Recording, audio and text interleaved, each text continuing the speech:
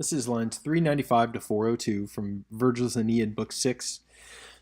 And here, Charon is addressing Aeneas and the Sibyl as they are trying to enter the underworld. And Charon is very understandably suspicious of them and doesn't want them to come near him and come on his boat.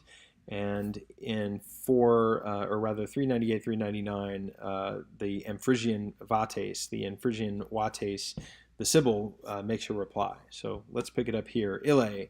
And we had just talked about Hercules and then Theseus and Perithous. So Ille, that guy, so the farthest one away that we've mentioned is Hercules. These guys, now the plural makes it clear too, but these guys, in other words, the ones that we just mentioned, Theseus and Perithous are referenced by he. So that guy, him, he, Hercules, he sought the guard of Tartarus by hand into chains from the throne of the king himself. So remember that ipsius is one of our pronouns, and just like those unus nauta adjectives, it has an odd genitive. So ius, ilius, huius, ipsius, eius, etc. And so it goes with regis there. From the throne of the king himself, and dragged him. So again, we're talking about Cerberus here. Dragged him trembling. And we can assume maybe like etroxit, like dragged him away trembling.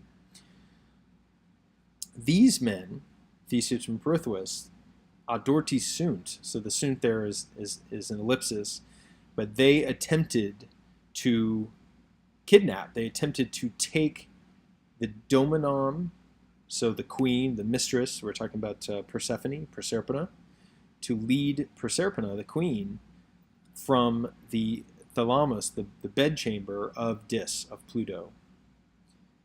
So he's rightfully concerned, right? Because these living souls have come down and tried to start trouble before.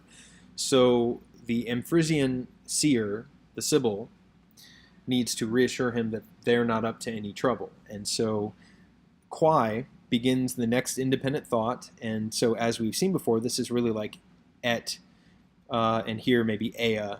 And these things in reply, briefly, the Amphrysian seer spoke.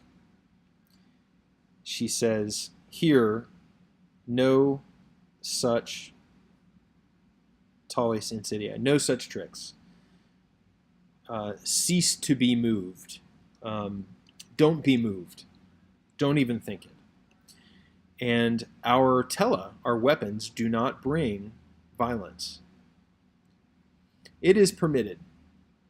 Now we're going to have some subjunctive verbs here, teriot and servet. And as is really common, because licet tells you that the subjunctive clause is starting, we are going to omit the ut, but there should be an ut here in regular standard prose. It is permitted that the huge doorman, barking eternally, terrify exsangues umbras, the bloodless shades in his cave. So it is permitted that the huge Yanator, the huge guard, the huge doorman in his cave, barking eternally, terrify bloodless shades. And I should say that iterum here is an accusative, and this is what essentially is called an adverbial accusative. So this is why I'm translating it as eternally, because the accusative here is describing the participle, and in English it sounds better to take the verbal part of it rather than the noun part of it. So barking eternal doesn't sound right in English. Barking eternally does. It is permitted that Proserpina, and she's described as casta, chaste Proserpina, protect or guard the limen, the doorway or the threshold of her uncle, Patrus.